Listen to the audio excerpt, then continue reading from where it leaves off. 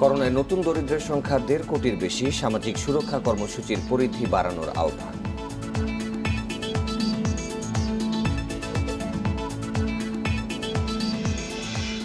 ডিসেম্বরের মধ্যে চূড়ান্ত হবে ড্যাব, সরকার অন্যান্য সংস্থার সঙ্গে সমন্বয় করে বাস্তবায়নে থাকছে রাজুক।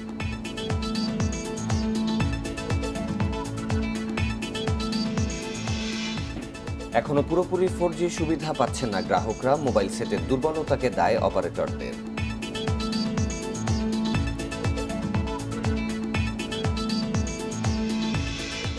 স্কটল্যান্ডের কাছে হেরে টি-20 বিশ্বকাপ শুরু, বাংলাদেশের ব্যাটসম্যানদের দুষছেন মাহমুদুল্লাহ।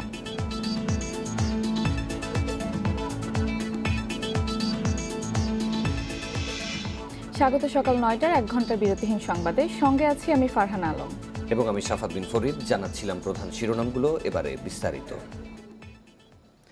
ক্রিস্টাল মেথ বা আইস বিক্রি হচ্ছে রাজধানীর অভিজাত এলাকার সীসা বারগুলোতে। চাহিদা বাড়ায় ইয়াবা ব্যবসায়ীরাই এখন ঝুঁকছে আইস চোরাচালানে। সম্প্রতি র্যাবের হাতে আটক হোসেনের চক্রটি আগেও ধরা পড়েছে বড় চালান নিয়ে। মিয়ানমার থেকে আইস আনতে তাদের আছে নিজস্ব নৌযানও।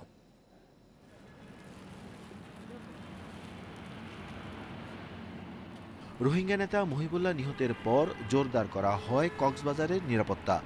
এতে নিজের কাছে থাকা বিপুল পরিমাণ আইস নিয়ে বিপাকে পড়েন মাদক চক্রের নেতা হোসেন। ক্রেতা রাজধানী কেন্দ্রিক, তবে চালান আনা যাচ্ছিল না ঢাকায়। পরে গত শুক্রবার মাইক্রোবাস ভাড়া করে নিজেরাই আইস নিয়ে আসছিলেন ঢাকায়। এ সময় আটকা পড়েন র্যাবের জালে। যে চালানটি আমরা যাত্রাবাড়িতে ধরেছি, প্রাথমিকভাবে আমরা খোকনকে জিজ্ঞাসাবাদে জেনেছি উত্তরা, গুলশান, বনানী, ধানমন্ডি, মোহাম্মদপুর এবং বেশ কিছু অন্যান্য বারের কথাও আমরা কিছু তথ্য পেয়েছি, যেখানে সীসার সাথেও তারা এই ধরনের আইস ব্যবহার করে বলে আমরা প্রাথমিক তথ্য পেয়েছি। মায়ানমার থেকে আইস আনার পেছনেও এই হোসেন। জাহাজে সে চালান আসে সেন্ট মার্টিনসের কাছে, সেখান থেকে তার সিন্ডিকেটের জাহাজে এই মাদক পৌঁছে টেকনাফে। মিয়ানমার থেকে নৌপথে বাংলাদেশে এসেছে এবং সমুদ্রে একটি স্থানে নৌকা টু নৌকা তারা চেঞ্জ করেছে, পরবর্তীতে সেটা টেকনাফের একটি বন্দরে ভিড়ে এবং তারা এটা স্থানান্তর করে। অবৈধ পথেই অধিকাংশ সময় সে মিয়ানমারে গিয়েছে। রাজধানীতে আইস বিক্রি হয় এমন জায়গাগুলোতে শীঘ্রই অভিযান চালানোর কথা জানিয়েছে আইনশৃঙ্খলা বাহিনী। Arafatur Rahman, Independent news, Dhaka. করোনায় দেশের কর্মসংস্থানের উপর বড় ধরনের প্রভাব পড়েছে। বিভিন্ন গবেষণা প্রতিষ্ঠানের হিসেব বলছে, অর্থনীতির স্লোত গতি দেখা দেয়ায় ১.৫ কোটির বেশি মানুষ নতুন করে গরিব হয়েছে। এদিকে পরিকল্পনা মন্ত্রী বলছেন, দারিদ্র্য বিমোচন এবং সামাজিক সুরক্ষায় নানা পদক্ষেপ নিয়েছে সরকার। করোনার কারণে সারা বিশ্বে ১০ কোটির বেশি মানুষ নতুন করে হতদরিদ্রের কাতারে নেমে গেছে। বিশ্বব্যাংক ও আন্তর্জাতিক মুদ্রা তহবিল IMF এর হালনাগাদ প্রতিবেদনে এ তথ্য উঠে এসেছে। বাংলাদেশেও দারিদ্র্য বিমোচন কার্যক্রম ওলটপালট করে দিয়েছে মহামারী করোনা। গবেষণা সংস্থা PPRCর জরিপ বলছে, প্রতি বছর যেখানে ১% হারে দরিদ্র বিমোচন হতো, সেখানে করোনার কারণে এখন বছরে ৪% মানুষ নতুন করে দরিদ্র হচ্ছে। অর্থনীতিবিদরা বলছেন, করোনাকালে দরিদ্রের হার দ্রুত বাড়ার মূল কারণ আয় কমে যাওয়ার পাশাপাশি মানুষের কর্মহীনতা। এ অবস্থায় সামাজিক সুরক্ষা কার্যক্রম বৃদ্ধির আহ্বান তাদের। যেই সব নতুন দারিদ্র আছে তাদেরকে টার্গেট করা এবং তাদের টার্গেটের ক্ষেত্রে যেটা হতে পারে সরকারি বিনিয়োগ বাড়ানো, গ্রাম অঞ্চল এবং কর্মসংস্থানের সৃষ্টি করা।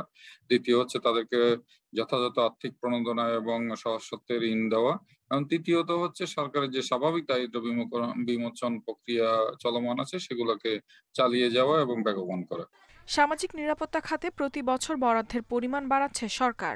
করোনার কারণে এটি আরও বেড়েছে। চলতি অর্থ বছরে বরাদ্দের হার মোট বাজেটের প্রায় 18%। আমরা বিভিন্ন ধরনের প্রচেষ্টা গ্রহণ করছি। কিছু আছে কার্যক্রম সূচক, যেমন বিভিন্ন ধরনের ভাতা আমরা প্রয়োগ করছি। গ্রামীণ অবকাঠামো নির্মাণে আমরা প্রচুর করছি। গ্রামের সড়ক সেতু, বিদ্যুৎ নিয়ে যাচ্ছি, সড়ক সেতু নির্মাণ করছি। বিশ্লেষকদের মধ্যে করোনায় সবচেয়ে বেশি সংকটে পড়েছে নগর দরিদ্ররা। অথচ এবছর সরকারের 120টির বেশি কর্মসূচির মধ্যে মাত্র 10টিতে আছে তারা। ইফাতারা, ইন্ডিপেন্ডেন্ট নিউজ। জাতীয় সেমিনারের মাধ্যমে ডিসেম্বরের মধ্যে চূড়ান্ত হবে ড্যাব, প্রকাশ হবে গেজেটও। সরকারের অন্যান্য সংস্থার সঙ্গে সমন্বয় করে এটি বাস্তবায়নে থাকছে রাজুক। এর আওতায় পরিকল্পিতভাবে আবাসিক ভবন, শিল্প কারখানা ও অফিস আদালতের জায়গা নির্ধারণ হবে বলেও জানিয়েছেন ঢাকা স্ট্রাকচার প্ল্যানের আহ্বায়ক স্থানীয় সরকারমন্ত্রী তাজুল ইসলাম।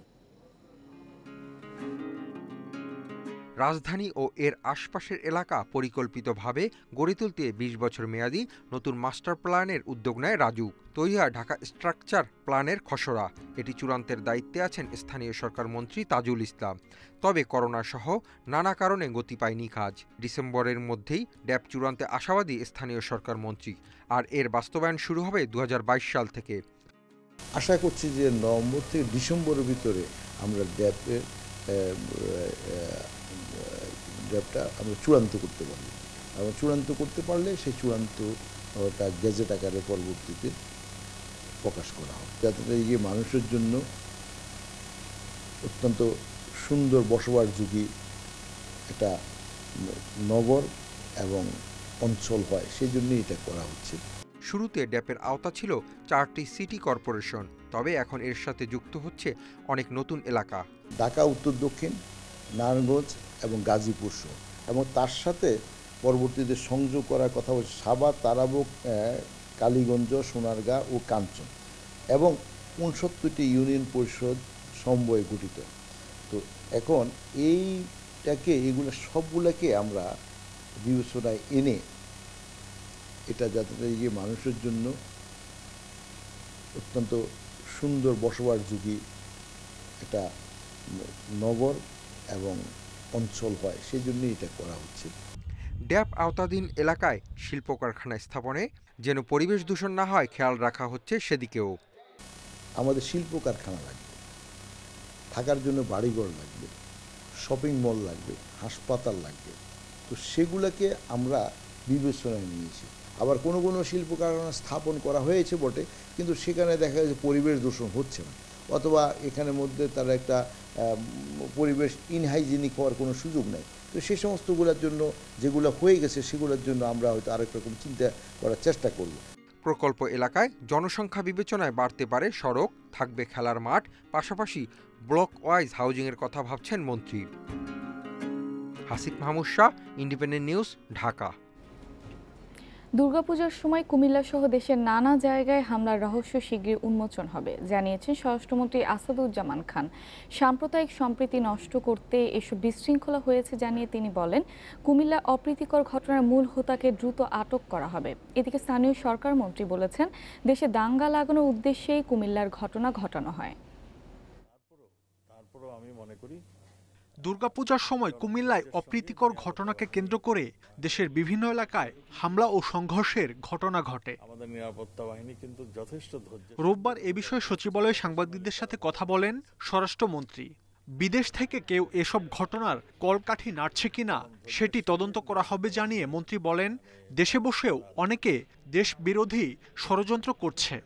যে করেছেন উদ্দেশ্যমূলকভাবে করেছেন, যে করেছেন কারো ইন্ধনে করেছেন, যে করেছেন একটা স্থিতিশীল পরিস্থিতিকে বিনষ্ট করার জন্য করেছেন।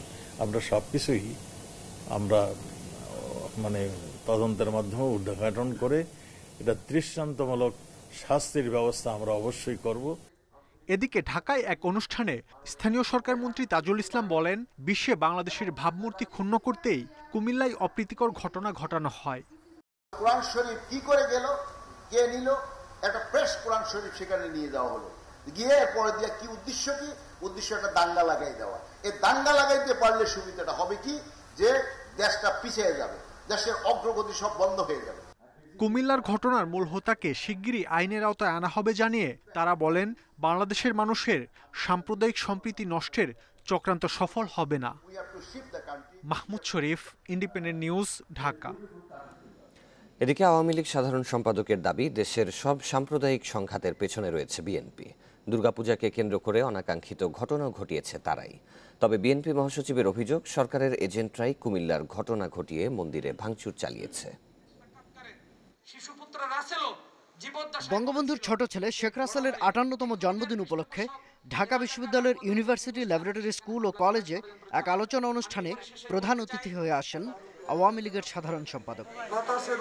সাম্প্রতিক সাম্প্রদায়িক সংঘাত প্রশ্নে ওবায়দুল কাদের বলেন, শেখ হাসিনা সরকারের উন্নয়ন কর্মকাণ্ড সহ্য করতে না পেরে পরিকল্পিতভাবে দেশকে অস্থিতিশীল করার ষড়যন্ত্র করছে বিএনপি জামায়াত চক্র। সাম্প্রদায়িক যত দুর্ঘটনা ঘটনা সব সাম্প্রদায়িক অপকর্মের জনক হচ্ছে বিএনপি। অপকর্ম করে কেউ রেহাই পায়নি, এরা হচ্ছে দুর্বৃত্ত। এই দুর্বৃত্তদের ঐক্যবদ্ধভাবে প্রতিরোধ করতে হবে। আর তথ্যমন্ত্রীর মন্তব্য, দেশকে যারা তালেবানি রাষ্ট্র বানাতে চায় তাদের অনেকেই বিএনপির জোটভুক্ত। পুরোপুরি জনবিচ্ছিন্ন হয়ে সরকারকে বেকায়দায় ফেলতেই এসব কাজ করছে দলটি। বিভিন্ন রাজনৈতিক বক্তব্য দিয়ে মানুষের কাছাকাছি তারা পৌঁছাতে পারেনি, সুতরাং সাম্প্রদায়িক সম্প্রীতি বিনষ্ট করে সরকারকে বেকায়দায় ফেলার উদ্দেশ্যে এবং যারা সাম্প্রদায়িকতা নিয়ে রাজনীতি করে তারা রাজনৈতিক ফায়দা লুটার স্বার্থে এই বিএনপি জামাত এবং তাদের দোসররা সাম্প্রদায়িক উগ্রগোষ্ঠী মিলেই এই ঘটনা ঘটিয়েছে। পল্টনে বিএনপি কার্যালয়ে সংবাদ সম্মেলনে এসে অভিযোগের জবাবে মির্জা ফখরুল ইসলাম আলমগীর বলেন, ক্ষমতায় টিকে থাকতে সাম্প্রদায়িক সম্প্রীতি নষ্টের চেষ্টা করছে সরকার। আজকে আওয়ামী লীগ এই সমস্ত ঘটনাগুলো ঘটাচ্ছে এবং সরকার তার যে এজেন্টস তাদেরকে দিয়ে এই ঘটনাগুলো ঘটিয়ে আমাদের গণতন্ত্রের জন্য যে সংগ্রাম তার থেকে দৃষ্টিকে ভিন্ন খাতে নিয়ে যাওয়ার জন্য চেষ্টা করছে। এই ধরনের ঘটনাগুলো ঘটিয়ে জনগণকে সম্পূর্ণভাবে বিভ্রান্ত করার জন্য সরকার নিজেরা এমন ঘটনা ঘটিয়ে বিএনপিকে এর জন্য দায়ী করছে বলেও অভিযোগ করেন বিএনপি মহাসচিব। শাহাদাত স্বপন, ইন্ডিপেন্ডেন্ট নিউজ, ঢাকা। পূজা মণ্ডপে হামলার প্রতিবাদে মানববন্ধন ও বিক্ষোভ সমাবেশ করেছে হিন্দু ধর্মাবলম্বীরা। শনিবার কুমিল্লা নগরীর পূবালী চত্বরে এই সমাবেশ অনুষ্ঠিত হয়। এ সময় সমাবেশে ইসকন, হিন্দু যুব ঐক্য, হিন্দু যুব পরিষদ সহ বেশ কয়েকটি সংগঠনের নেতাকর্মীরা সহ বিভিন্ন শ্রেণী পেশার মানুষ এই সমাবেশে অংশ নেন। এ সময় কুমিল্লা সহ দেশের কয়েক জেলায় মন্দির, পূজা মণ্ডপ ও বাড়ি ঘরে হামলার প্রতিবাদ জানায় তারা। পরে একটি বিক্ষোভ মিছিল নগরীর বিভিন্ন সড়ক প্রদক্ষিণ করে।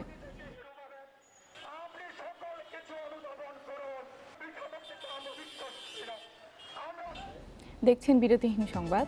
এরপর অন্যান্য খবরের সাথে আরো যা দেখবেন। এবছর প্রাথমিক সমাপনী ও ইবতেদায়ী পরীক্ষা হবে না, বার্ষিক পরীক্ষার মাধ্যমে শিক্ষার্থীদের মূল্যায়ন।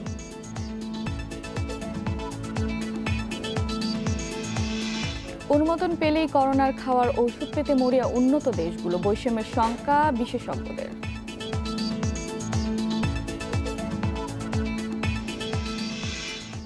প্রধানমন্ত্রী শেখ হাসিনা বলেছেন, রোহিঙ্গা ও আটকে পড়া পাকিস্তানিরা বাংলাদেশের জন্য বোঝা। তারা এদেশে অর্থনীতিতে চাপ সৃষ্টি করছে। ঢাকায় নবনিযুক্ত নেদারল্যান্ডসের রাষ্ট্রদূত অ্যান জিরার্ড ভ্যান লিউয়েন গণভবনে প্রধানমন্ত্রীর সঙ্গে সাক্ষাৎ করতে গেলে এসব কথা বলেন। শেখ হাসিনা বলেন, বিপুল সংখ্যক রোহিঙ্গা বাংলাদেশে পালিয়ে আসার পর ইতোমধ্যে 3 বছর পার হয়েছে। রোহিঙ্গারা কক্সবাজারে পরিবেশ ও বনজ সম্পদ ধ্বংস করছে। নেদারল্যান্ডসের দূত জিরার্ড ভ্যান বলেন, রোহিঙ্গাদেরকে নিজস্ব মাতৃভূমি মিয়ানমারে ফিরিয়ে দেয়ায় এই সমস্যার সমাধান হতে পারে। এদিকে রোববার প্রধানমন্ত্রীর সাথে আরও সাক্ষাৎ করেছেন বাংলাদেশের নবনিযুক্ত জার্মান রাষ্ট্রদূত এবং নেপালের বিদায়ী রাষ্ট্রদূত।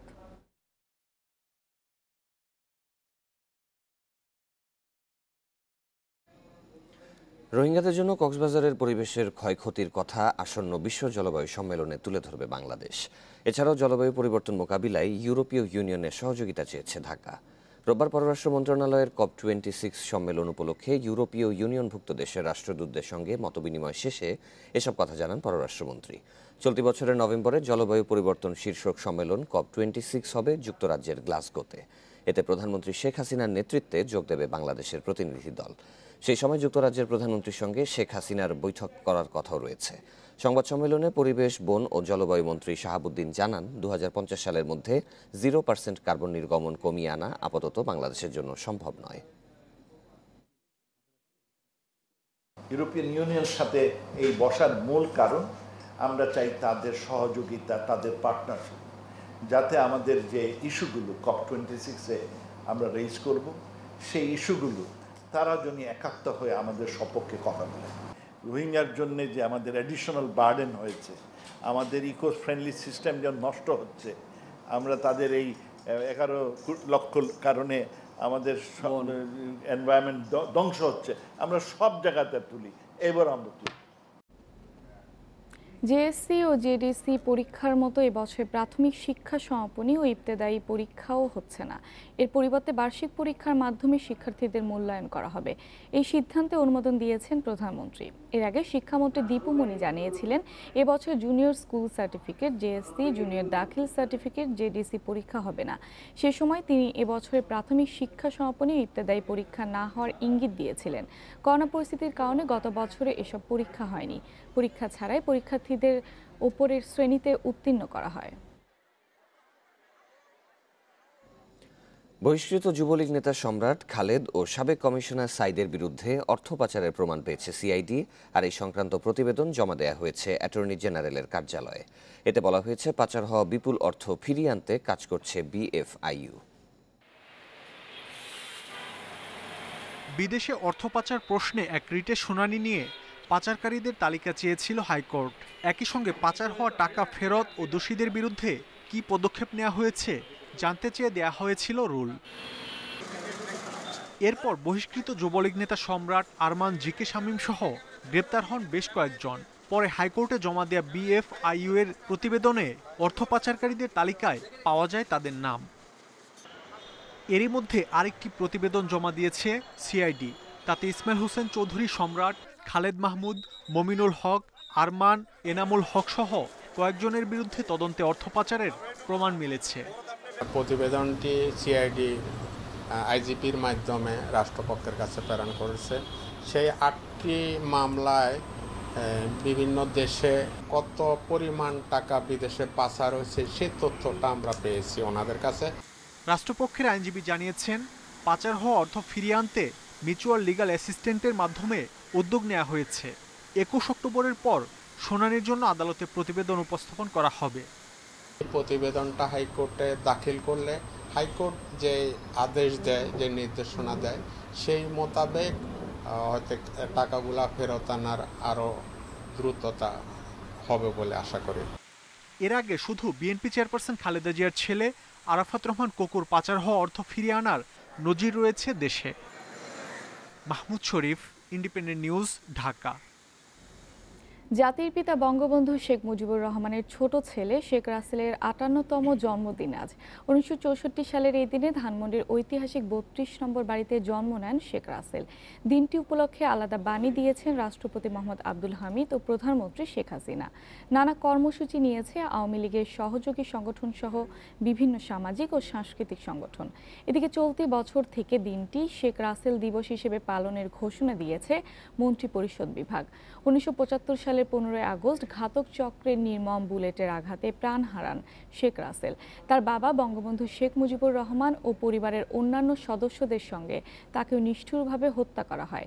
মৃত্যুর সময় শেখ রাসেল ইউনিভার্সিটি ল্যাবরেটরি স্কুলের 4র্থ শ্রেণীর ছাত্র ছিলেন।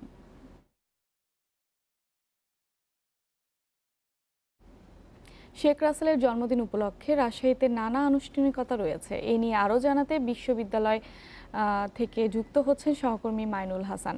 মাইনুল, শেখ রাসেলের জন্মদিন উপলক্ষে কি কি আনুষ্ঠানিকতা রয়েছে আমাদের জানাবেন।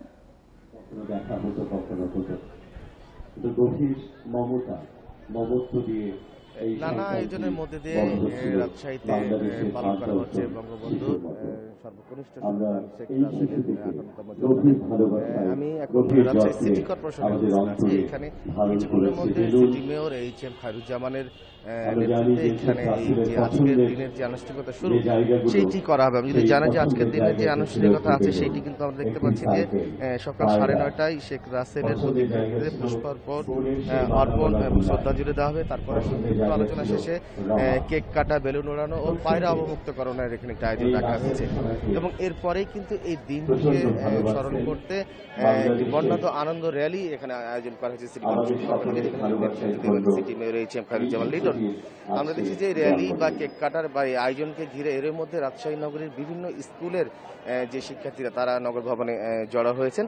এবং এই আনন্দ র্যালির পরেই কিন্তু আমরা জানি যে দুপুরে বাদ জোহর বিভিন্ন মসজিদ, মন্দির, প্যাগোডায় শেখ রাসেলের বিদেহী আত্মার মাগফিরাত কামনা করে এখানে দোয়ার আয়োজন করা হয়েছে। এরপরে তারপরে খাবার বিতরণ করা হবে দুপুরে। এছাড়াও এই দিনটি শুধু আওয়ামী লীগ নয়, তাদের সহযোগী সংগঠন সব বিভিন্ন সামাজিক সাংস্কৃতিক প্রত্যেক সংগঠনের নেতাকর্মীরা কিন্তু এখানে এই দিবসটি পালন করছে। যারই ধারাবাহিকতায় বিকেলে জনতা ব্যাংকের উদ্যোগে আদিবাসী শিক্ষার্থীদের সাইকেল বিতরণ করা হবে। এরপরে ঠিক নগর ভবনেই ক্ষুদে শিক্ষার্থীদের মাঝে শিক্ষা উপকরণ বিতরণ করা হয়েছে। সন্ধ্যায় আলোকবাতি এখানে প্রজ্বলন করা হবে। এছাড়াও আমরা জানি যে বেলা 11টার দিকে 10:30টার দিকে আওয়ামী লীগের দলীয় কার্যালয়ে বঙ্গবন্ধু সহ জাতীয় 4 নেতার প্রতিকৃতিতে পুষ্পমাল্য অর্পণ করা হবে। তারপর সেখানে সংক্ষিপ্ত দোয়া মাহফিলের আয়োজন করা হবে। এছাড়াও বিভাগীয় ও জেলা প্রশাসনের উদ্যোগে জেলা শিল্পকলা একাডেমিতে আলোচনা সভা, সাংস্কৃতিক অনুষ্ঠান ও নানা আয়োজন করা হয়েছে। সবক্ষেত্রে বলা যায় যে এই দিনটি যেহেতু জাতীয়ভাবে পালনের উদ্যোগ নেওয়া হয়েছে, সেক্ষেত্রে সব শ্রেণী পেশার মানুষই কিন্তু দিনটিকে একটি উদযাপন এই আনুষ্ঠানিকভাবে উদযাপনের জন্য তারা সব রকম প্রস্তুতি নিচ্ছে। তার ধারাবাহিকতায় আনুষ্ঠানিকতা শুরু রাজশাহীতে সিটি কর্পোরেশনের আজকের এই অনুষ্ঠানের মধ্যে দিয়ে হবে। কিছুক্ষণের মধ্যেই সিটি মেয়র এখানে শেখ রাসেলের জন্মদিন উপলক্ষে জানাতে এতক্ষণ আমাদের সাথে যুক্ত ছিলেন রাজশাহী থেকে মাইনুল হাসান। অসাধু ব্যবসায়ীদের অতি মুনাফার প্রবণতায় নিত্যপণ্যের বাজার অস্থির হয়ে উঠেছে বলে মন্তব্য করেছেন ব্যবসায়ীদের শীর্ষ সংগঠন এফবিসিসিআই সভাপতি। রোববার এফবিসিসিআই ভবনে ব্যবসায়ীদের সঙ্গে সভায় এই মন্তব্য করেন তিনি। এদিকে ঢাকা চেম্বারের এক অনুষ্ঠানে বাণিজ্যমন্ত্রী বলেন, পাইকারি আর খুচরা বাজারে পণ্যের দামের বেশি পার্থক্য হলে ব্যবস্থা নেওয়া হবে। বাজারে নিত্যপণ্যের ঊর্ধ্বমুখী দামের লাগাম টানা যাচ্ছে না কিছুতেই, কাজে আসছে না কোনো সরকারি হুঁশিয়ারিও, বরং প্রতিদিনই দাম বাড়া তালিকায় যুক্ত হচ্ছে নতুন নতুন ভোগ্যপণ্য। এমন পরিস্থিতিতে নিত্যপণ্যের মজুদ, আমদানি, সরবরাহ ও মূল্য পরিস্থিতি নিয়ে সংশ্লিষ্ট ব্যবসায়ীদের সঙ্গে সভার আয়োজন করে এফবিসিসিআই। সবাই উঠে আসে পেঁয়াজের দাম বাড়ার বিষয়ও। রাষ্ট্রীয় সংস্থা টিসিবির হিসাবে এক মাসে পণ্যটির দাম বেড়েছে 45 ভাগের বেশি। তবে শুল্ক কমানোর ঘোষণার পরপরই দাম কমলো কিভাবে, এমন প্রশ্নের যৌক্তিক উত্তর দিতে পারেননি পেঁয়াজ ব্যবসায়ীরা। ডিউটি কমলো আজকেই কিভাবে 15 টাকা কমে, তার মানে এটা কি? তার মানে কি তাইলে এটা কি মেকি ছিল নাকি? কারণ আজকে যে জিনিস ইম্পোর্ট হবে আজকে হলে তো 2 দিন পরে বা 5 দিন পরে এটা এফেক্ট হবে। ডিউটি কমাইলো আর দাম কমে গেল না, এটা আমি ভাই একমত হইতে পারলাম না। কারণ বিশেষ করে আমি কিন্তু বলছি যে ইন্ডিয়ার সাথে আমাদের কাজটাজি বলতে ওটা না, ইন্ডিয়ার সাথে আমাদের 90% পেঁয়াজ ইন্ডিয়া থেকে আমদানি হয়। আর ইন্ডিয়া ছাড়া দ্বিতীয় কোনো দেশ থেকে পেঁয়াজ যায় না। এই দেশে পেঁয়াজ 50 টাকার নিচে কেউ খাওয়াইতে পারবে না। এদিকে তেল, চিনি সহ অন্যান্য ভোগ্যপণ্যের বাড়তি দামের জন্য আন্তর্জাতিকভাবে মূল্য বৃদ্ধিকে দায়ী করেন বাণিজ্যমন্ত্রী। এই সার্বিক অবস্থাটা আপনাদের বিবেচনা, আমাদের কথা হলো আমাদের বাণিজ্য মন্ত্রণালয় সর্বোচ্চ এফোর্ট দিয়ে যাচ্ছে। তারপরও কোনো জিনিস তো আমাদের নিয়ন্ত্রণের বাইরে, যেটা আন্তর্জাতিক বাজারে মূল্য বৃদ্ধি পায়, সেটাও কিন্তু আপনাদের বিবেচনায় আনতে হবে। নিত্যপণ্যের অস্বাভাবিক দাম বৃদ্ধি রোধে বিশেষ তদারকি জোরদারের কথাও বলেন বাণিজ্যমন্ত্রী। আমাদের প্রায় 20% দেশের পেঁয়াজের শর্টফল আছে। Shahid Ahmed, independent news, Dhaka. 6 মাসের বেশি সময় ধরে বন্ধ ব্রাহ্মণবাড়িয়ার রেল স্টেশন। যাত্রা বিরতি নেই বেশিরভাগ ট্রেনের। স্টেশন বন্ধ থাকায় রেলের লোকসান হচ্ছে কোটি কোটি টাকা। এদিকে অবকাঠামো মেরামতের কাজও চলছে খুব ধীরে। নিম্নমানের সামগ্রী দিয়ে কাজ করা হলেও রেল কর্তৃপক্ষের তদারকি নেই বলেও অভিযোগ উঠেছে। ভারতের প্রধানমন্ত্রী নরেন্দ্র মোদীর ঢাকা সফরের বিরোধিতা করে গত 26 থেকে 28 মার্চ ব্রাহ্মণবাড়িয়ায় ব্যাপক তাণ্ডব চালায় হেফাজতে ইসলামের কর্মী সমর্থকরা। এ সময় ব্রাহ্মণবাড়িয়া রেলওয়ে স্টেশনে হামলা ভাঙচুর হয়। এরপর সেখানে আন্তনগর মেইল ও কমিউটার ট্রেনের যাত্রাবিরতি অনির্দিষ্টকালের জন্য বন্ধ ঘোষণা করে রেল কর্তৃপক্ষ। ভাঙচুরের 4.5 মাস পর 15 জুন থেকে সিগন্যালিং ব্যবস্থায় 6 জোড়া ট্রেনের যাত্রাবিরতির ব্যবস্থা করা হয়। তবে এর মধ্যে সিলেট পথের একটি আন্তনগর ট্রেন ছাড়া আর কোনো ট্রেন থামছে না। প্রতিদিন এখান থেকে 6000-এর বেশি যাত্রী চলাচল করলেও এখন তা 2000-এর নিচে নেমেছে। পারাবত ট্রেন এবং তিতাস ট্রেনে সাধারণ মানুষ উঠতে গিয়ে দুর্ঘটনায় কবলিত হচ্ছে, কারণ প্ল্যাটফর্মে উঁচু হয়ে গেছে, মাঝখানে দাঁড়িয়ে যাচ্ছে এবং সাধারণ মানুষ ঠিকমতো ট্রেনে উঠতে পারছে না। এদিকে প্ল্যাটফর্মের উন্নয়ন এবং ভাঙচুরে ক্ষতিগ্রস্ত কক্ষ মেরামত চলছে ধীর গতিতে। অভিযোগ রয়েছে নিম্নমানের নির্মাণ সামগ্রী দিয়ে কাজ করা হচ্ছে, নেই কোনো তদারকিও। প্ল্যাটফর্মের কাজ দেখেন, রেলওয়ে স্টেশনের যে দরজা জানাল দেখেন, এখানে নিম্নমানের ইট, বালু, সুরকি ব্যবহার করা হচ্ছে এবং এই কাজের সাথে যারা জড়িত তাদের কাউকে এখানে দেখা যাচ্ছে না। তবে মেরামত শেষ হলে 1 মাসের মধ্যে স্টেশন সচল হতে পারে বলছেন এই কর্মকর্তা। 12টি ট্রেন ব্রাহ্মণবাড়িয়া স্টেশনে স্টপেজ দেওয়া হয়েছে। এতে করে যাত্রীদের উপকৃত হয়েছে। যদি আন্তনগর ট্রেনগুলো স্টপেজ দেওয়া হয় তাহলে এবং কাউন্টারটি চালু হয় তাহলে যাত্রীদের দুঃখ লাঘব হবে। ট্রেনের যাত্রা বিরতি এবং নিম্নমানের কাজ বন্ধের দাবিতে মানববন্ধন ও সমাবেশ করেছে নাগরিক সংগঠনগুলো। Independent news desk. আসছে ডিসেম্বরে দেশে 5G ইন্টারনেট সেবা চালুর ঘোষণা দেয়া হলেও এখনও পুরোপুরি 4G সুবিধাই পাচ্ছেন না গ্রাহকেরা। তবে দেশের 80% মোবাইল ফোন সেট 4Gর উপযোগী না হওয়ায় এই সুবিধা মিলছে না বলে দাবি মোবাইল অপারেটর কোম্পানিগুলোর। বিটিআরসি বলছে হ্যান্ডসেটের সক্ষমতা বাড়ালে 4G সুবিধা নিশ্চিত করা সম্ভব হবে। দেশে বহুল প্রতীক্ষিত চতুর্থ প্রজন্মের মোবাইল কমিউনিকেশন নেটওয়ার্ক 4G সেবা চালু হয় 2018 সালে। প্রথমে গ্রামীণ ফোন শুরু করলেও পরে সব অপারেটর 4G সক্ষমতা তৈরি করে। তবে মোবাইল হ্যান্ডসেটের দুর্বলতা সহ নেটওয়ার্ক সম্প্রসারণে বেশি সময় লাগায় 3 বছরেও পুরোদমে 4G সুবিধা পাচ্ছেন না গ্রাহকেরা। তবে 5G সুবিধা ব্যক্তি পর্যায়ের চেয়ে শিল্প কারখানা সহ অফিসগুলোতেই বেশি প্রয়োজন হবে বলছেন মোবাইল কোম্পানির কর্মকর্তারা। 2018 সালের 25শে জুলাই আমরা প্রথম 5G ট্রায়াল করেছিলাম। সো সেই হিসেবে কিন্তু আমাদের সম্পূর্ণ প্রস্তুতি আছে। যেহেতু আমরা ট্রায়াল করেছি, আমাদের সেই কম্প্যাটেবিলিটি আছে, আমরা খুব দ্রুত সময়ের মধ্যে কিন্তু 5G নিয়ে আসতে পারবো। এটা অনেকটা শুধুমাত্র স্পেকট্রামটা যদি দেওয়া হয়, আমাদের কিছু ইকুইপমেন্ট ইম্পোর্ট করতে হবে, আমরা 5G চালু করতে পারবো। আমরা মনে করি না যে 5Gর আসলে গ্রাহক লেভেলে খুব একটা বেশি আবেদন থাকবে। এই আবেদনটা বেশিরভাগ ক্ষেত্রে থাকবে হচ্ছে বিজনেস, এন্টারপ্রাইজ, ইন্ডাস্ট্রি এবং গভর্নমেন্টের বেশ কিছু জায়গায়। বিটিআরসি বলছে দেশে 4G উপযোগী হ্যান্ডসেট সব গ্রাহকের হাতে পৌঁছালে শতভাগ সেবা মিলবে। 2G 3G এনেবল হ্যান্ডসেট দিয়ে 4G এলাকায় যেহেতু আপনি পাবেন না, ট্রান্সমিশন লাইন আছে, নেটওয়ার্ক পাচ্ছেন না। সে ডিসেম্বর মাসের যে কোনো একটা দিনে সরকার যেভাবে নির্ধারণ করবে সেভাবে আমরা করবো। আমাদের সেই সক্ষমতা আমরা রেডি করে ফেলছি। প্রথম হয়তো শহরে, ঢাকা শহরে, পরে তো বিভাগীয় শহরে, এর পরবর্তীতে চাহিদার ভিত্তিতে বিভিন্ন জায়গায় এক্সপ্যান্ড করবে। ডিসেম্বরে পরীক্ষামূলকভাবে 5G নেটওয়ার্ক চালু হলেও নেটওয়ার্ক সম্প্রসারণে কিছুটা সময় লাগবে বলে জানিয়েছেন সংশ্লিষ্টরা। Sohel Rana, independent news, Dhaka.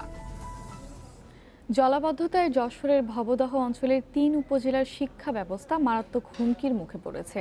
এরই মধ্যে বন্ধ করে দেওয়া হয়েছে প্রায় অর্ধশত শিক্ষা প্রতিষ্ঠান। এ পরিস্থিতি দীর্ঘস্থায়ী রূপ নিলে আসন্ন পরীক্ষাগুলোতে খারাপ ফলাফলের আশঙ্কা করছেন শিক্ষক, শিক্ষার্থী ও অভিভাবকরা। করোনার কারণে প্রায় 1.5 বছর বন্ধ ছিল শিক্ষা প্রতিষ্ঠান। সম্প্রতি স্কুল কলেজ খুলে দেওয়া হলেও বিপাকে পড়েছে যশোরের ভবদহ অঞ্চল হিসেবে পরিচিত মনিরামপুর, কেশবপুর ও অভয়নগরের শিক্ষা প্রতিষ্ঠানগুলো।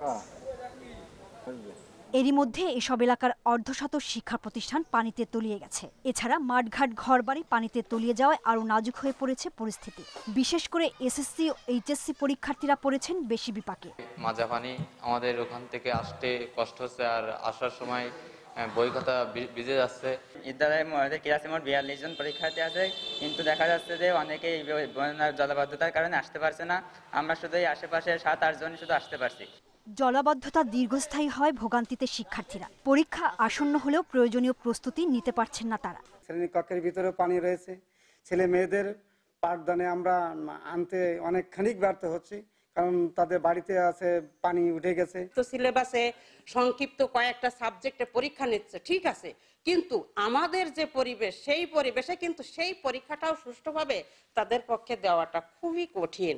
তবে জলাবদ্ধতার লেখাপড়ায় তেমন বিরূপ প্রভাব ফেলবে না দাবি শিক্ষা কর্মকর্তার। কোনো পরীক্ষা কেন্দ্রে স্টুডেন্টের যাতায়াতের সমস্যা হচ্ছে, আমরা অবশ্যই প্রশাসনের সঙ্গে কথা বলে যেখানে বাচ্চারা সহজে যে পরীক্ষা অংশগ্রহণ করতে পারে আমরা সেই ব্যবস্থাটা নিব ইনশাআল্লাহ। স্বাভাবিকভাবে ভবদহ অঞ্চলের জলাবদ্ধতা কয়েক মাস স্থায়ী হয়। সংকট সমাধানে এখনো পর্যন্ত কোনো উদ্যোগ নেওয়া হয়নি। Independent news desk. খাগড়াছড়ির অর্থনীতি বদলে দিতে পারে ঝর্ণা কেন্দ্রিক পর্যটন। জেলার ছোট বড় 10টি ঝর্ণার অবকাঠামো ও সহজ যাতায়াত নিশ্চিত করতে পারলে বাড়বে পর্যটক আকর্ষণ। এতে স্থানীয় জনগোষ্ঠীর কর্মসংস্থানের পাশাপাশি বাড়বে জনসমাগম। টেকসই পর্যটন খাতের বিকাশে এখনই উদ্যোগ নেয়ার তাগিদ সংশ্লিষ্টদের।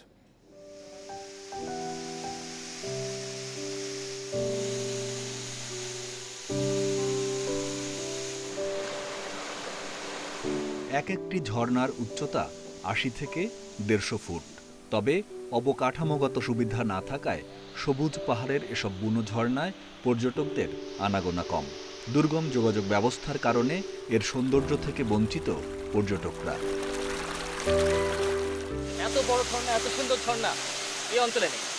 আর আসার রাস্তাটা অত্যন্ত রোমাঞ্চকর, অত্যন্ত সুন্দর। একটু রিস্কি ছিল কিছু জায়গাটা, এটা জাস্ট ওভারকাম করে এসে এমন একটা ঝর্ণা দেখতে পারবো আসলে ভাবতেও পারি নাই। সবার কাছে একটাই আবেদন থাকবে যেন এখানে ময়লা প্যাকেট বা ময়লা আবর্জনা কিছু না ফেলে।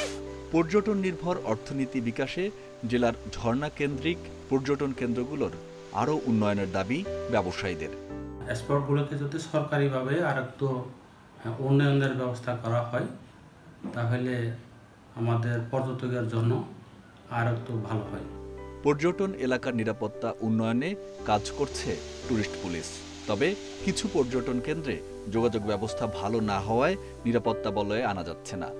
যাতায়াতে অসুবিধা এবং দুর্গম হয়, মানে পর্যটকরা সেরকম আসে না এবং আমরাও আসলে ওইভাবে নিরাপত্তা প্রদান করতে হয় না। কিন্তু ভবিষ্যতে যদি অবকাঠামো উন্নত হয় তাহলে আমরা পর্যটকদের যথেষ্ট নিরাপত্তা দিতে সক্ষম হব। ঝর্ণা কেন্দ্রিক পর্যটন গড়ে উঠলে জেলার অর্থনীতি আরও বিকশিত হবে বলে মনে করেন পর্যটন সংশ্লিষ্টরা। কর্মসংস্থান হবে ট্যুরিস্ট গাইড সহ স্থানীয়দের।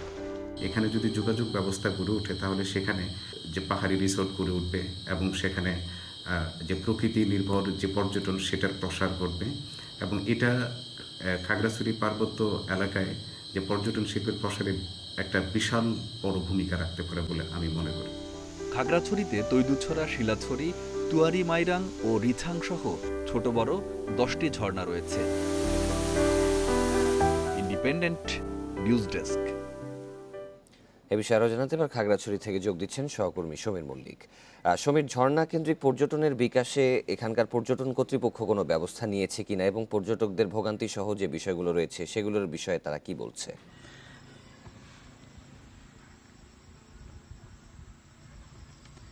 দেখুন, খাগড়াছড়ি কিন্তু পার্বত্য চট্টগ্রামের একটি অন্যতম একটা পর্যটন আকর্ষণের জায়গা। এখানে কিন্তু অন্য যে শিল্প অর্থাৎ অন্যান্য জেলা যেভাবে শিল্প কারখানা বিকশিত হয়েছে, খাগড়াছড়িতে কিন্তু সেই শিল্প কারখানা সেভাবে বিকশিত হয়নি। এখানকার অর্থনীতি মূলত কৃষি, বন এবং পর্যটন নির্ভর। এটা আমরা বলতে পারি যে পর্যটন অন্যতম একটি এখানকার আয়ের একটি অন্যতম মাধ্যম। কিন্তু এখানে প্রতি মাসেই খাগড়াছড়ি অন্তত 20,000 পর্যটক আসে এবং পুরো বছরে এখানে প্রায় 150 থেকে 200 কোটি টাকা পর্যটনে লেনদেন হয়। আমরা এটা বিভিন্ন সূত্র থেকে জানতে পেরেছি। তবে এখানে পর্যটকদের যে গন্তব্য সেটা কিন্তু খুবই সীমিত, অর্থাৎ আলুটিলা, রিসাং, ঝর্ণা সহ একটা যে পর্যটক কেন্দ্র সেখানে শুধু পর্যটকরা যেতে পারে। এখানে অন্যান্য যে জায়গাগুলো আছে সেটা কিন্তু যে কারণে করতে পারছে না। এই সংকটগুলো নিরসনের জায়গা থেকে এখানে যে ঝর্ণাগুলো রয়েছে অর্থাৎ 8 থেকে 10, এই সংকটগুলো নিরসনের জায়গা থেকে এখানে যে ঝর্ণাগুলো রয়েছে অর্থাৎ 8 থেকে যে 10টি ঝর্ণা রয়েছে এবং অত্যন্ত আকর্ষণীয় জন্য সেগুলো যদি পর্যটকরা ভ্রমণ করে এখানে স্থানীয় যে জনগোষ্ঠী রয়েছে অর্থাৎ কমিউনিটি ভিত্তিক যে একটা ট্যুরিজম সেটাও কিন্তু গড়ে ওঠার একটা সম্ভাবনা রয়েছে। একই সাথে এই পর্যটককে কেন্দ্র করে স্থানীয় জনগোষ্ঠী কিন্তু এটার সাথে যুক্ত হবে। তো এই বিষয়গুলোকে কেন্দ্র করে সংশ্লিষ্টদের পক্ষ থেকে বিশেষ করে ঝর্ণায় যাতায়াতের যে সড়ক অবকাঠামো নির্মাণ করা, ট্যুরিস্ট গাইড সুবিধা দেওয়া, একই সাথে তাদের যে নিরাপত্তার ব্যবস্থা, এই বিষয়গুলো কিন্তু বারবার দাবি করা হয়। এবং ঝর্ণা কেন্দ্রে যদি পর্যটনটা গড়ে তোলা যায় তাহলে এখানে যে পর্যটকদের যে সমাগম সেটাও কিন্তু অনেক বেশি বাড়বে বলে আমরা মনে করি।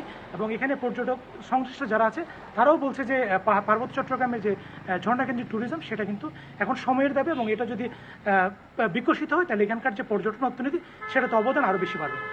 ঝর্ণা কেন্দ্রিক পর্যটনের বিষয়ে খাগড়াছড়ি থেকে জানাচ্ছিলেন সহকর্মী সমীর মল্লিক। ক্ষুদ্র ঋণ দেওয়ার প্রলোভন দেখিয়ে ঝিনাইদহে গ্রাহকের টাকা নিয়ে লাপাত্তা সিরাক বাংলাদেশ নামে একটি এনজিও। লোভনীয় মুনাফার কথা বলে 50 লাখ টাকা হাতিয়ে নিয়েছে সংস্থাটি বলে অভিযোগ গ্রাহকদের। এতে নিঃস্ব হয়ে পড়েছেন অসংখ্য মানুষ। এ ঘটনায় মামলা করেছেন এক ভুক্তভোগী। 1000 টাকা দিলেই মিলবে 10,000 টাকা, এমন সঞ্চয়পত্রের লোভনীয় প্রস্তাবে চলতি বছরের 25 সেপ্টেম্বর ঝিনাইদহের শৈলকুপা উপজেলায় কাজ শুরু করে সিরাক বাংলাদেশ নামের একটি এনজিও। 1 অক্টোবর থেকে ঋণ দেওয়ার ঘোষণা দিয়ে বিভিন্ন গ্রামে শুরু করে সদস্য সংগ্রহের কার্যক্রম। গ্রাহকদের অভিযোগ, সাইনবোর্ড ও সাজানো গোছানো অফিস দেখে 5,000 টাকা থেকে শুরু করে 20,000 টাকা পর্যন্ত সঞ্চয়পত্রের জন্য দিয়েছেন অনেকে। কথা ছিল সঞ্চয়পত্রের বিপরীতে ঋণ দেবে প্রতিষ্ঠানটি, কিন্তু ঋণ দেওয়ার আগের দিন অফিসে তালা ঝুলিয়ে লাপাত্তা কর্মকর্তারা। দিয়ে করে নিয়ে আসে আমি 1000 টাকা দিই। 1000 টাকা দেওয়ার পরে তারপরে রবিবারের দিন দেয়, আমরা কিস্তি আনতে যে দেখি সে ঘর বন্ধ। গরিব মানুষ আমরা কোন অবস্থা চাই 5000 টাকা নিয়ে মানে অনেক কিছু আমার 50,000 টাকা লোন করবে, বলছে যে 5000 টাকা দেওয়া লাগবে, তাই 5000 টাকা দিছি আমরা, বলছে যে রবিবারে টাকা দেব। পৌর এলাকার মধ্যে সাইনবোর্ড টানিয়ে এনজিওর নামে আর্থিক লেনদেন হলেও কেন নজরদারি ছিল না সে বিষয়ে সুস্পষ্ট জবাব নেই উপজেলা সমাজসেবা কর্মকর্তার কাছে। সরকারের বিভিন্ন সংস্থাও আছে যারা এগুলো দেখার কথা, কিন্তু একজন ব্যক্তি যদি চুরি করে কোথাও বাসা ভাড়া নিয়ে এই সকল কার্যক্রম পরিচালনা করে, আসলে সেগুলো দেখভাল করা কষ্টকর ব্যাপার। এ ঘটনায় আসামি গ্রেপ্তারের চেষ্টা চলছে বলে জানান পুলিশের এই কর্মকর্তা। সুষ্ঠু তদন্তের আশ্বাস তার। প্রত্যেক আসামিকে আমরা আমাদের গ্রেপ্তারের চেষ্টা অব্যাহত আছে, আর মামলা তদন্ত শেষ হলে আমরা বিস্তারিত জানাতে পারব। ঝিনাইদহ জেলায় ৮০টি এনজিও থাকলেও রেজিস্ট্রেশন আছে ৫৮টি। Independent news desk. কোভিডের মুখে খাওয়ার প্রথম ওষুধ অনুমোদন পাওয়ার দ্বারপ্রান্তে। মার্কিন প্রতিষ্ঠান মার্কের উৎপাদিত এই ওষুধ পাওয়ার জন্য মরিয়া বিশ্বের উন্নত দেশগুলো। তাই করোনা টিকার মতো এই ওষুধ পাওয়ার দৌড়েও অনুন্নত দেশগুলো পিছিয়ে পড়তে পারে বলে আশঙ্কা বিশেষজ্ঞদের।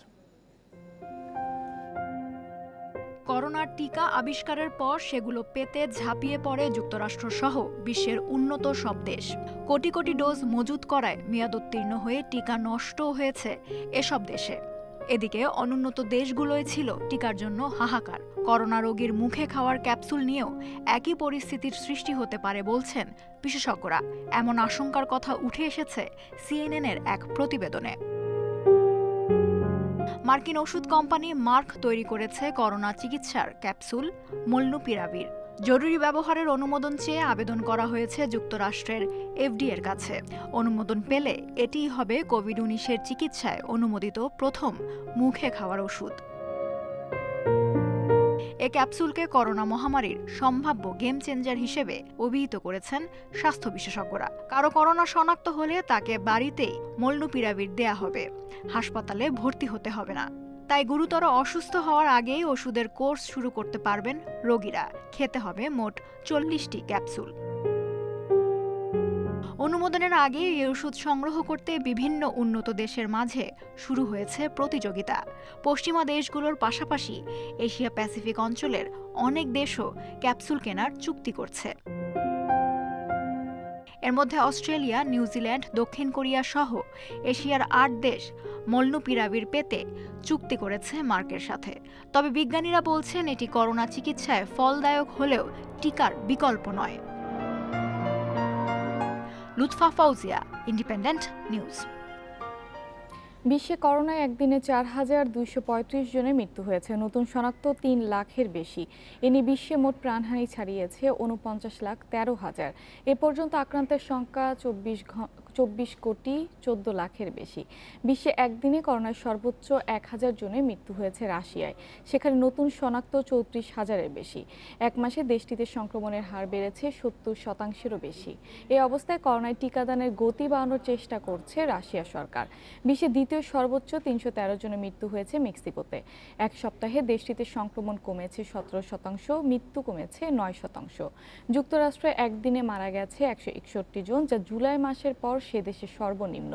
এদিকে সৌদি সরকার বিধিনিষেধ শিথিল করায় রোববার প্রথমবারের মতো সামাজিক দূরত্ব ছাড়াই ওমরা করেছেন মুসল্লিরা। ভারতের কেরালা রাজ্যে ভারী বৃষ্টিতে বন্যা ও ভূমিধসে অন্তত ২৬ জনের মৃত্যু হয়েছে।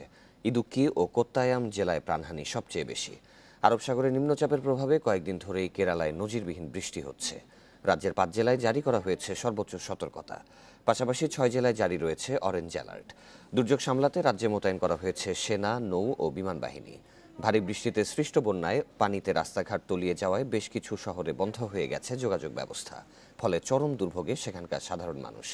কেরালার জনগণকে সর্বাত্মক সহযোগিতার আশ্বাস দিয়েছেন স্বরাষ্ট্রমন্ত্রী অমিত শাহ, আর মৃতদের পরিবারের প্রতি সমবেদনা জানিয়েছেন প্রধানমন্ত্রী নরেন্দ্র মোদী। ভারতের জম্মু কাশ্মীরে সন্ত্রাসীদের গুলিতে বিহারের আরও 2 শ্রমিক নিহত ও 1 জন আহত হয়েছে। এ নিয়ে এক মাসে সেখানে 11 বেসামরিক নাগরিকের প্রাণহানি হলো। রোববার এই তথ্য দিয়েছে ভারতীয় গণমাধ্যম এনডিটিভি। এনডিটিভি জানায়, কুলগাম জেলার ভ্যানপো এলাকায় শ্রমিকদের লক্ষ্য করে গুলি চালালে ঘটে হতাহতের ঘটনা। এর একদিন আগে বিহারের আরেক হকার ও উত্তরপ্রদেশের কাঠমিস্ত্রিকে হত্যা করে সন্ত্রাসীরা। এসব হামলার ঘটনায় উদ্বিগ্ন জম্মু কাশ্মীরবাসী। এক সপ্তাহ আগে বেসামরিক নাগরিক নিহতের ঘটনায় সন্ত্রাস বিরোধী অভিযানে নামে নিরাপত্তা বাহিনী। পুলিশ বলছে 9টি অভিযানে 13 সন্ত্রাসী নিহত হয়েছে আর 9 ভারতীয় সেনার মৃত্যু হয়েছে বলে জানায় এনডিটিভি। দৈনন্দিন জীবনে ব্যবহৃত প্লাস্টিকের নানা পণ্যের কারণে যুক্তরাষ্ট্রে প্রতি বছর 1 লাখেরও বেশি মানুষের মৃত্যু হচ্ছে। এমনটাই উঠে এসেছে পরিবেশ জার্নাল এনভায়রনমেন্টাল পলিউশনের এক প্রতিবেদনে। প্রতিদিন ব্যবহার হচ্ছে এমন নানা রকম প্লাস্টিক পণ্যের রাসায়নিক উপাদান থ্যালেটের ব্যবহারের কারণে যুক্তরাষ্ট্রে বাড়ছে মৃত্যু। নতুন এক গবেষণায় দেখা গেছে, প্রতি বছর 54 থেকে 64 বছরের প্রায় 1 লাখ মানুষ প্লাস্টিকে থ্যালেটের প্রভাবে নানা রকম রোগে আক্রান্ত হয়ে মারা যাচ্ছে।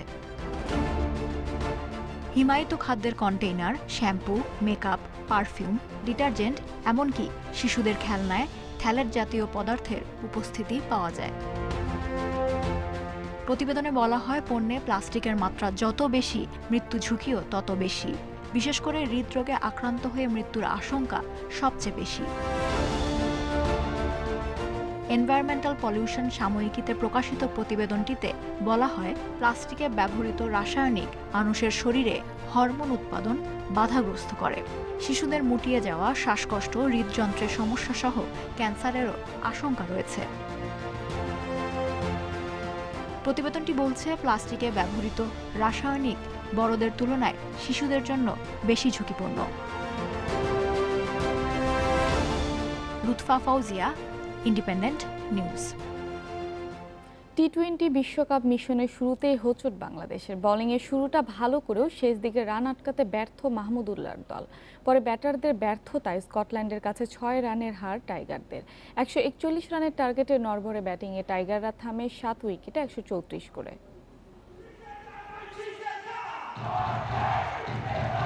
স্কোরবোর্ডে স্কটিশদের 6 উইকেটে 53। এতটুকু দেখে যারা ভবিষ্যৎ বলে দিয়েছিলেন, তাদের মনে রাখা জরুরি, টি-20তে যে কোনো সময় মোড় ঘুরে যেতে পারে ম্যাচের। তেমনটাই হয়েছে এই ম্যাচে। ওয়াট আর গ্রিভসের 51 রানের পার্টনারশিপ লড়াইয়ে ফিরিয়েছে স্কটল্যান্ডকে। 22 করে ওয়াট ফিরলেও গ্রিভস দলের হাল ধরেছেন। শেষ দিকে চাপ সামলাতে পারেননি তাসকিন সাইফুদ্দিন মুস্তাফিজ। উইকেট তুলেছেন খানিক বিরতি দিয়ে, কিন্তু রানের গতি থামাতে পারেননি। শেষ 3 ওভারে 3 পেসার দিয়েছেন ওভার প্রতি 12 রান করে। তাতে 140-এর ফাইটিং স্কোর স্কটল্যান্ডের। শেষ 8 ওভারে তুলেছে 85 রান। 19 রানে 3 উইকেট নিয়েছেন মাহেদি। এছাড়া মালিঙ্গাকে পেছনে ফেলে টি-20 ক্রিকেটে সর্বোচ্চ উইকেটের মালিক বনে যাওয়া সাকিব নিয়েছেন 2 উইকেট। আমিরাতে 141 রান বড় লক্ষ্য নয়, তবে ব্যাটিং ব্যর্থতা ভয় ধরাচ্ছিল। স্ট্রাইক পেয়ে প্রথম বলে সৌম্যের এমন শট যতটা আশাবাদী করেছে, ততটাই হতাশ করেছে দ্রুত ফিরে। ধারাবাহিক ব্যর্থতায় দলকে বিপদে ফেলেছেন লিটন। রানের গতি কমিয়ে ইনিংস মেরামতের চেষ্টা করেছেন সাকিব মুশফিক। ফর্মে ফেরার ইঙ্গিত দিয়েছেন মিস্টার ডিপেন্ডেবল। তবে 27 বলে 20 করে সাকিব ফেরার পর মুশফিকও হতাশ করেছেন। কার্যকর ইনিংস খেলতে পারেননি এই 2 তারকা। আফিফ 18 করে দলকে পথে রেখেছিলেন। তার ফেরার পর সোহানও ফিরেছেন দ্রুত। বলের সাথে রানের তাল মেলাতে পারেননি বাকিরা। তাতে অপ্রত্যাশিত হারে শুরু বাংলাদেশের বিশ্বকাপ মিশন। Mazharul Islam, Independent News, Muscat, Oman. Batting ব্যর্থতা কাল হয়ে দাঁড়িয়েছে স্কটল্যান্ডের বিপক্ষে। এমন ব্যাটিংকে বাজে ব্যাটিং বলে স্বীকার করেছেন টাইগার অধিনায়ক মাহমুদুল্লাহ রিয়াদ। হারের মূল কারণ হিসেবেও মনে করছেন তিনি। এমন চলতে থাকলে বিশ্বকাপ থেকে বাদ পড়ার সংখ্যাও দেখেন তিনি। তাই তো পরের ম্যাচেই দায়িত্ব নিতে বলেছেন সবাইকে।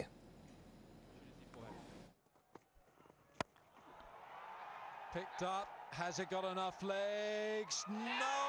What a catch! Out! And it's all smiles for the Scots. Yeah! Oh, it's bowled him! ভয় ছিল ব্যাটসম্যানদের নিয়ে, আর সেই ভয়টাই সত্যি হয়েছে। কোনো ব্যাটসম্যান টি-20 সুলভ ব্যাটিং করতে পারেননি। আর মাহমুদুল্লাহ রিয়াদ ম্যাচ শেষে জানিয়ে দিয়েছেন এই ব্যাটিংটা ছিল একেবারে বাজে ব্যাটিং। এমনটা করলে ভবিষ্যতে আরও ভুগতে হবে টিম টাইগার্সকে। 140 চেস করতে গেলে আপনার একটা ভালো স্টার্ট প্রয়োজন, বাট ওইখান থেকে তাও মুশফিক এবং সাকিব কিছুটা রিকভারি করেছিল, বাট ইন দ্য মিডল আমরা ভালো ব্যাটিং করতে পারিনি। Couldn't get the boundary, can't do anything. It's a great night for Scotland. Looks set for victory for Bangladesh. It looked easy. হাতে সময় খুব একটা নেই। পরের ম্যাচের আগে মাত্র একটা সেশন, সেখানে ভুল ত্রুটি নিয়ে কাজ করতে হবে। বিশেষ করে ব্যাটসম্যানদের এই উইকেটের সাথে মানিয়ে নিতে হবে এবং পরের ম্যাচে জ্বলে উঠতে হবে ব্যাটসম্যানদের। ওভারঅল আমাদের ব্যাটিং খুবই বাজে ছিল, খুবই ডিসঅ্যাপয়েন্টিং। তো আমাদের এই জিনিসগুলো মানে যদি আমরা যে এই জিনিসগুলো এখন খেয়াল না করি তাহলে হয়তোবা নেক্সট ম্যাচে যদি আমরা আবার ওই সেম ধরনের ক্রিকেট খেলি বা সেম ধরনের মিস্টেকগুলো রিপিট করি তাহলে আমাদের জন্য ভালো কিছু হবে না প্রবাবলি।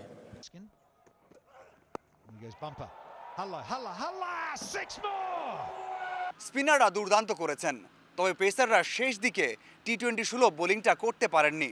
মুস্তাফিজ, তাসকিন, সাইফুদ্দিন রান দিয়েছেন 12-র উপর করে, যেটা কিনা কাল হয়ে দাঁড়িয়েছে। পরের ম্যাচে ব্যাটসম্যানদের সাথে বোলারদেরও এই দিকটা নজরে রাখতে বলছেন টাইগার অধিনায়ক। Mazharul Islam, Independent News, Muscat, Oman. Saifuddin, Taskin কিংবা মুস্তাফিজ তিন পেসার দারুণ শুরু করে ধারাবাহিকতা হারিয়েছেন সময়ের সাথে। 53-তে 6 উইকেট হারানো স্কটল্যান্ডও তাই তুলেছে 140 রান। তবে মূল শক্তি স্পিন ঠিকই কাজে এসেছে আল আমিরাতের কন্ডিশনে। জোড়া শিকারে মালিঙ্গাকে টপকে সর্বোচ্চ উইকেটের রেকর্ড গড়েছেন সাকিব। সঙ্গী শেখ মাহেদিও ছিলেন দুর্দান্ত।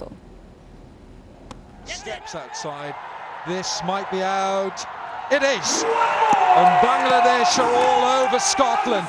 That is another wicket for Sakib. He's now the leading wicket taker in T20 internationals globally. এই রেকর্ডের জন্য অপেক্ষা ছিল। স্কটল্যান্ড ম্যাচে পেল পূর্ণতা। সাকিব এখন টি-20-র সর্বোচ্চ উইকেট শিকারী। একাদশ ওভারে রিচি বেরিংটনকে তুলে মালিঙ্গাকে স্পর্শ করেন।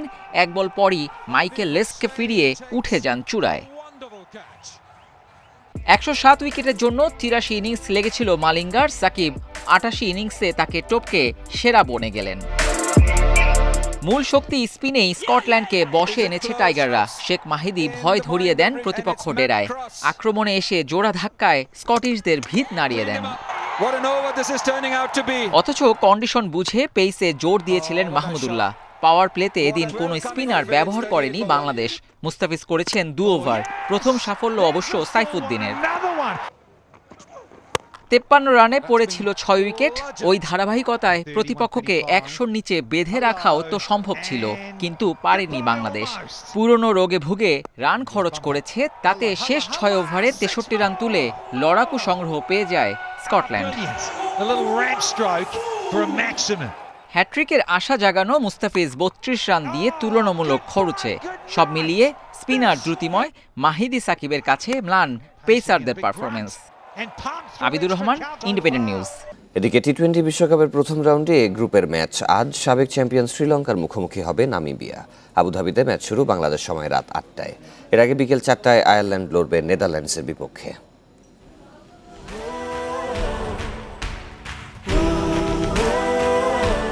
2014-র বিশ্ব চ্যাম্পিয়নরা এখন আড়ালে পড়ে গেছে। র্যাঙ্কিংয়ে পিছিয়ে পড়া শ্রীলঙ্কাকে পার করতে হবে প্রথম রাউন্ড। সেই চ্যালেঞ্জে প্রথম বাধা নামিবিয়া। 2 অফিসিয়াল ওয়ার্ম আপ ম্যাচের জয় চাঙ্গা রাখছে লঙ্কানদের।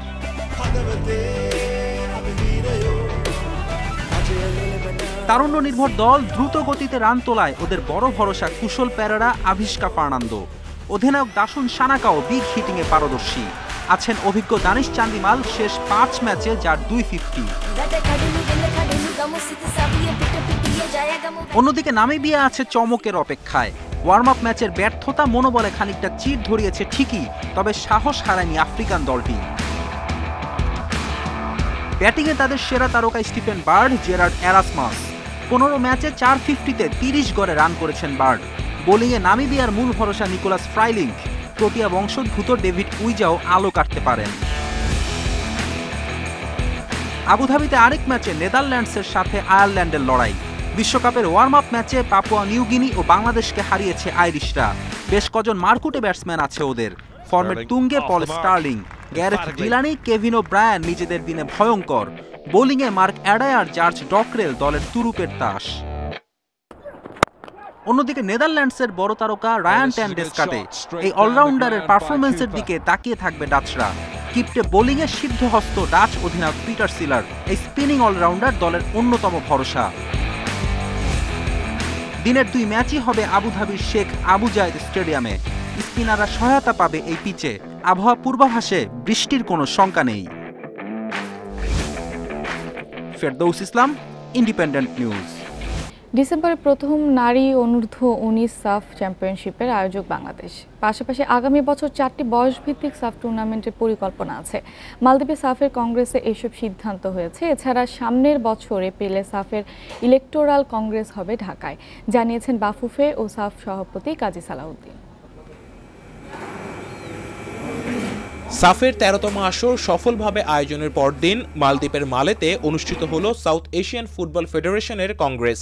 স্বাগতিক মালদ্বীপ সহ 7 দেশের ফুটবল কর্তাদের উপস্থিতিতে উঠে আসে নানা বিষয়।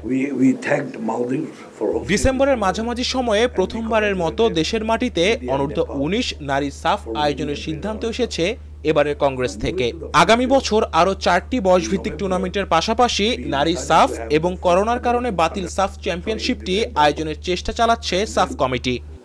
Next year we will have youth, 2 youth boys and 2 youth girls and women SAF, and possibly we are working to hold SAF again next year so that আমাদের যে ইয়ারটা মিস হয়েছিল it goes then we are back into track.